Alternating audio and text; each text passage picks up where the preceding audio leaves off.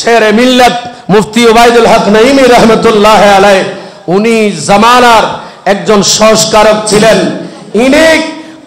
ইনি চাইলে এই দেশের সবচাইতে বড় আলেমদের মধ্যে বড় পীর হতে পারতেন। ইনি সেটা চাই নাই, ইনি আওলাদুল রাসূলের গোলামি করেছেন। ইকরাম এরা যেমনি ভাবে আমার রাসূলের কাছে যুদ্ধের তলোয়ার ভেঙে যাওয়া তলোয়ার চেয়েছিলেন, আমার রাসূল খেজুর গাছের একটা ঢাল দিয়েছেন, সেটা দুই দ্বারা তরবারি হয়েছে। ঠিক যেইভাবে রাসূলে পাকের দেওয়া খেজুর পাতের ঢাল সাহাবী হাতে যাওয়ার সাথে সাথে দুই দ্বারা তরবারি হয়েছে, ঠিক আমার রাসূলের ইলম ইমামে আলা হযরত থেকে ইমাম শেরে বাংলা হয়ে যখন শেরে মিল্লাতের কাছে এসেছে, সে ইলম দুই দ্বারা একটা তলোয়ার হয়ে গিয়েছে। এই বক্তৃতায় যখন যেতেন, মাহফিলে যখন যেতেন, বাতিলরা তখন তরতর করে কাঁপতেন। ঠিক কিনা বড় করে বলেন?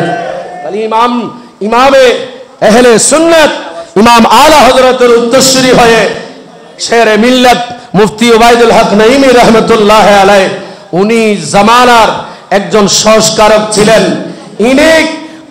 ইনি চাইলে এই দেশের সবচাইতে বড় আলেমদের মধ্যে বড় পীর হতে পারতেন।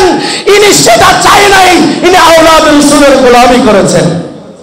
সুতরাং সময় একেবারে সংক্ষেপ, আমাকে বলা হয়েছে 3 মিনিট, আমি এরপরে 4-5 মিনিটের কাছাকাছি সময় নিয়ে ফেলেছি।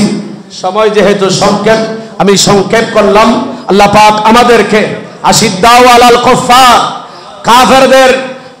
কাফেরদের সামনে ফারুক আজম যেমনি ছিলেন, ঠিক তেমনি আমাদের বাংলাদেশে পুরো এশিয়ায় ইমাম আলা হযরতের উত্তরসূরি হয়ে বাতিলদের সিংহ দাঁত ভাঙা জবাব দিতেন শেরে মিল্লাত মুফতি ওবায়দুল হক নঈমী রহমতুল্লাহ আলাইহি।